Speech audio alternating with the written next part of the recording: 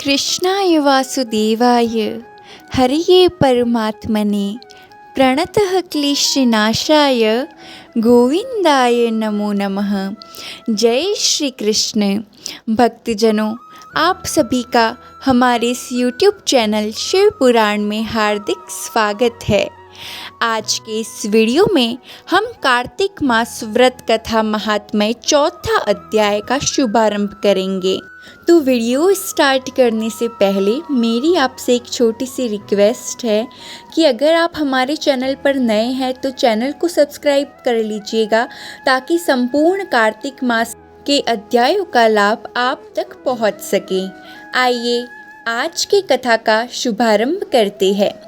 कार्तिक मास व्रत कथा के चौथे अध्याय में भगवान ऋषि सूत जी नारद जी को आगे बताते हैं कि भगवान मछली के समान रूप धारण कर विंध्यवासी कश्यप ऋषि की अज्वली में आ पहुँचे।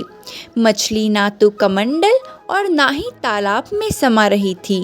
तो आइए जानते हैं विस्तार से इस चौथे अध्याय के बारे में। नारद जी बोले, ऐसा कहकर विष्णु भगवान मछली के समान रूप धारण कर विंध्यवासी कश्यप ऋषि की अजली में आ पहुँचे। कश्यप ऋषि ने दया करके उन्हें अपने कमंडलों में रख लिया। जब वह उनके कमंडलों में न समा सके तब उन्हें कुएं में डाल दिया गया। जब उसमें भी वह मछली न समा सकी तब उसे तालाब में फेंक दिया गया, और जब तालाब में भी न समा सकी तब उसे समुद्र में डाल दिया। वहाँ भी वह बढ़ने लगी। इसके उपरांत उस नारायण रूपी मत्स्य ने शंखासुर को मारा। तत्पश्चात उस शंख को हाथ में लेकर बद्रिकारण्य में आ पहुँचे। बद्री नारायण में सब मुनियों को बुलाकर आज्ञा दी। विष्णु ने कहा, पानी में इधर उधर फैले हुए वेदों को ढूंढो। शीघ्र ही आप लोग रहस्य युक्त वेदों को जल से निकालकर शीघ्र मेरे पास ले आइए। इतने काल तक मैं देवताओं के साथ प्रयाग में ठहरा हूँ। राजा पृथु ने नारद जी से कहा। उसके पश्चात अपने तपोबल से समस्त ऋषियों ने यज्ञ बीजों के सहित सब वेद मंत्रों को ढूंढ निकाला। उन वेदों में से जो भाग जिस जिस मुनि को मिला वह भाग उस मुनि का हो गया। तत्पश्चात हे राजन, उसी दिन से उस भाग के वे ही ऋषि कहलाए। सब वेदों को लेकर मुनिगण प्रयाग में आए और ब्रह्मा को उन लोगों ने सब वेद समर्पित कर दिए। सब वेदों को पाकर ब्रह्मा जी बड़े प्रसन्न हुए। तुरंत ही उन्होंने देवता तथा ऋषियों के साथ अश्वमेध यज्ञ किया। यज्ञ के अंत में देवता, गंधर्व, यक्ष, नाग और गण विष्णु को भूमि में दंडवत करके प्रार्थना करने लगे। देवता गणों ने कहा, हे देव, हे जगन्नाथ, हे प्रभु, हम लोगों की प्रार्थना सुनिए। हम लोगों के हर्ष का समय है, इससे आप हमें वरदान दीजिए। इस स्थान में नष्ट हुए वेद पुनः ब्रह्मा को मिले हैं। हे लक्ष्मीपति, आपकी अनुकंपा से हम लोगों को यज्ञ का भाग भी यहाँ मिला है। इसलिए यह स्थान आपके प्रसाद से आज से पृथ्वी भर में सर्व प्रधान पुण्य को बढ़ाने वाला, मुक्ति और भुक्ति को देने वाला होगा। ब्रह्मा हत्यादिक महान पापों का नाश करने वाला आज का यह समय भी परम पवित्र और अक्षय फलदाता हो, ऐसा वरदान हम लोगों को दीजिए। श्री विष्णु भगवान ने कहा, आप लोगों ने जो कुछ कहा वही हमारा भी ध्येय है। जैसा आप लोगों ने मुझसे कहा है वैसा ही यह ब्रह्मा क्षेत्र जगत प्रसिद्ध होगा। सूर्यवंश में उत्पन्न राजा भगीरथ गंगा जी को यहाँ पर लाएंगे और गंगा जी का सूर्य पुत्री यमुना जी के साथ यहाँ पर संगम होगा। आप लोगों तथा समस्त ब्रह्मादिक देवताओं के साथ मैं भी यहीं पर रहूँगा और यह स्थल तीर्थराज के नाम से प्रसिद्ध होगा। यज्ञ, दान, व्रत, हवन, जप और पूजादि कृत्य यहाँ पर सदा अनंत फल देने वाले और मोक्षदायी होंगे। 7 जन्मों के लिए हुए ब्रह्म हत्या इत्यादि महापाप भी इस तीर्थराज के दर्शन मात्र से उसी समय नष्ट हो जाएंगे। जो बुद्धिमान मनुष्य मेरे सन्निकट तीर्थराज में शरीर त्याग करेंगे वे मेरे ही शरीर में मिल जाएंगे, फिर उनका पुनः जन्म नहीं होगा। जो प्राणी यहाँ अपने पितरों के उद्देश्य से श्राद्ध करेंगे उनके पितृ साक्षात मेरे समान रूप वाले हो जाएंगे। यह समय भी समस्त प्राणियों को महापुण्य फल देने वाला होगा। जो लोग इस तीर्थराज में मकर राशि के सूर्य में स्नान करेंगे उनके समस्त पाप विनष्ट हो जाएंगे। मकर की संक्रांति होने पर माघ मास में प्रातः काल स्नान करने वालों के केवल दर्शन मात्र से सब पाप नष्ट हो जाते हैं। जैसे सूर्य के तेज से अंधकार का नाश हो जाता है, माघ के महीने में मकर की संक्रांति के होने पर स्नान करने वाले प्राणियों को मैं सालोक्य, सामीप्य, सारूप्य इन तीनों मुक्तियों को प्रदान करता हूँ। हे मुनिवर्य, आप लोग मेरे शब्दों को सुनिए। मैं सर्वत्र व्याप्त रहता हुआ सर्वदा बद्रिकारण्य में निवास करता हूँ। अन्यत्र सैकड़ों वर्ष तप करने पर जो फल प्राप्त होता है वही फल यहाँ एक दिन में मिल जाएगा। जो महानुभाव मेरे उस स्थान बद्रिकाश्रम का दर्शन करेंगे वे जीवन मुक्त हो जाएंगे और उनके समस्त पाप नष्ट हो जाएंगे। श्री सूत जी बोले कि इस तरह विष्णु भगवान उन सब देवताओं से कहकर ब्रह्मा जी के साथ ही अंतर्ध्यान हो गए और इंद्रादि देवगण भी अपने अंशों को वहीं छोड़कर अंतर्ध्यान हो गए। जो कोई प्राणी इसे शुद्ध मन से सुनेंगे अथवा सुनाएंगे वे तीर्थराज, प्रयाग और बद्रिकारण्य में जाने के समान फल को प्राप्त होवेंगे। तो ये था कार्तिक मास व्रत कथा महात्म्य का 4था अध्याय। आइए अब हम भगवत गीता के दूसरे अध्याय का शुभारंभ करते हैं। भगवान ने कहा, हे अर्जुन, इस संकट की घड़ी में इस मोह ने तुम्हें कैसे जकड़ लिया है? यह एक सम्माननीय व्यक्ति को शोभा नहीं देता। यह उच्च लोगों की ओर नहीं बल्कि अपमान की ओर ले जाता है। हमारे पवित्र ग्रंथों में आर्य शब्द का अर्थ किसी जाति या जातीय समूह से नहीं है।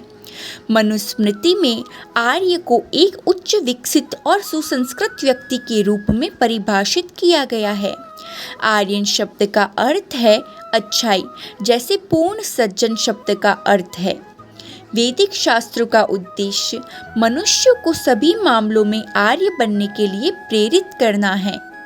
भगवान श्री कृष्ण अर्जुन की वर्तमान स्थिति को उस आदर्श के साथ संघर्ष में पाते हैं और इसलिए वर्तमान परिस्थितियों में इस आदर्श स्थिति को कैसे जीना है, इस बारे में उसके उलझन की ओर ध्यान दिलाते हुए उसे फटकारते हैं।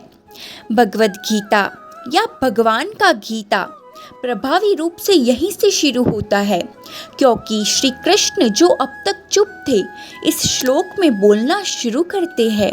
भगवान सबसे पहले अर्जुन में ज्ञान की भूख जगाते हैं। वे यह बताते हुए ऐसा करते हैं कि उनकी ब्रह्म की स्थिति अपमानजनक है और सद्गुणी व्यक्तियों के लिए अनुपयुक्त है। फिर वे अर्जुन को ब्रह्म के परिणामों की याद दिलाते हैं, जो दर्द, बदनामी, जीवन में असफलता और आत्मा का पतन है।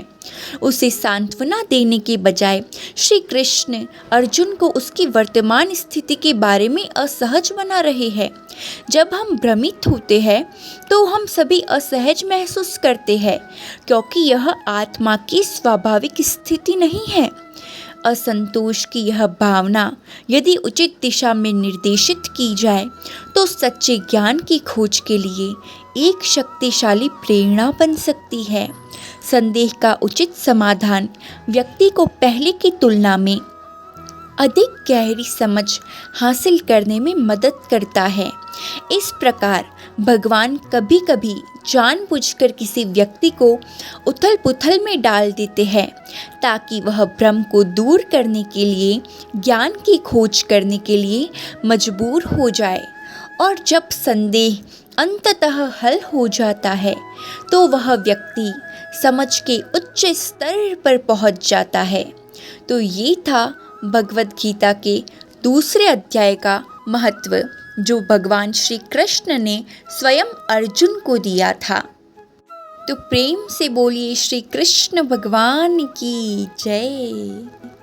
अब हम यहाँ पर तुलसी माता की एक पौराणिक कथा के बारे में आपको बताते हैं।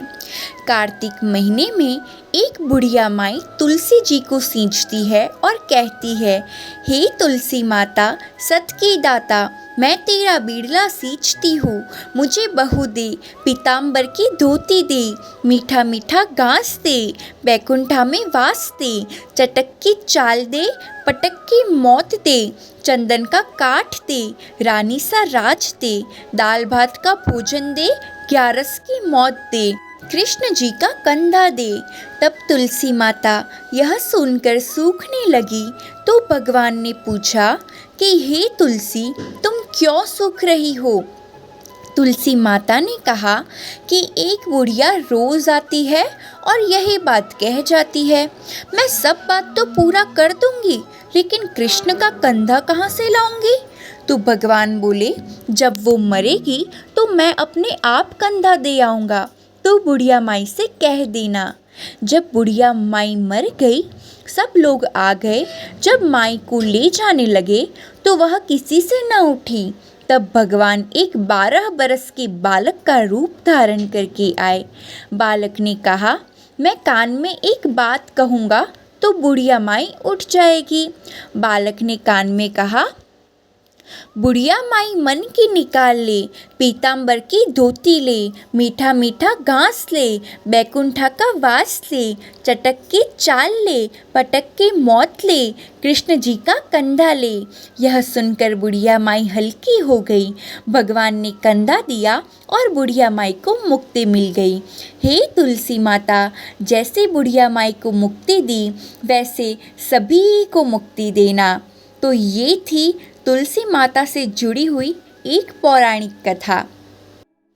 बोलिए तुलसी माता की जय हो, श्री कृष्ण भगवान की जय हो।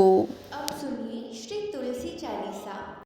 आइए अब हम करते हैं श्री तुलसी चालीसा का शुभारंभ। जय जय तुलसी भगवती सत्यवती सुखदानी, नमो नमो हरि प्रेयसी श्री वृंदावन खानी, श्री हरि शीश बिरजनी, देहु अमर वर अम्ब, जनहित हे वृंदावनी, अब न करहु विलंब। चौपाई।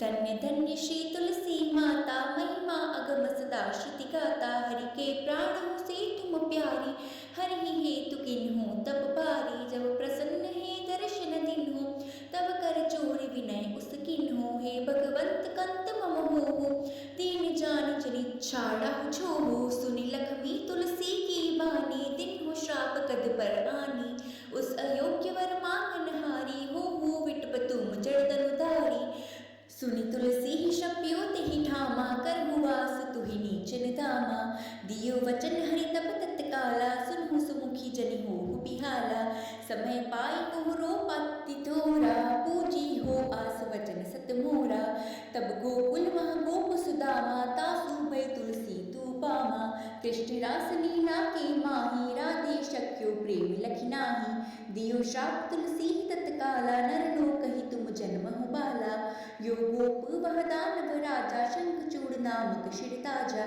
तुलसी पैता की नारी, परम सती गुण रूप अगारी, अस द्विकल्प बीत जब गयो, कल्प तृतीय जन्म तब भयो, वृंदा नाम भयो तुलसी को, असुर जलंधर नाम पति को, करी अति द्वंद अतुल बलधाम, लीन्हा शंकर से संग्रामा, जब निज सैन्य सहित शिव हारे, मरहि न तप हर हरि पुकारे, पतिव्रता वृंदा थी नारी, को न सके पति ही संहारी, तब जलंधर की भेष बनाई, वृंदा डिग हरि पहुँचो जाई शिव हित लहि करि कपट प्रसंगा, कियो सतित्व धर्म तुहि भंगा। भयो जलंधर कर संहारा, सुनी और शोक उपारा। तिहि क्षण थियो कपट हरि टारी, लखि वृंदा दुख गिरा उचारी। जलंधर जस हत्यो बीता, सोई रावण तस हरि सीता। अस प्रसंतर समर दय तुम्हारा, दर खंडी मम पति ही सहारा।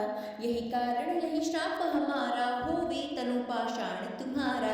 सुनि हरि तुरत ही वचन उचारे, दियो श्राप बिना विचारे।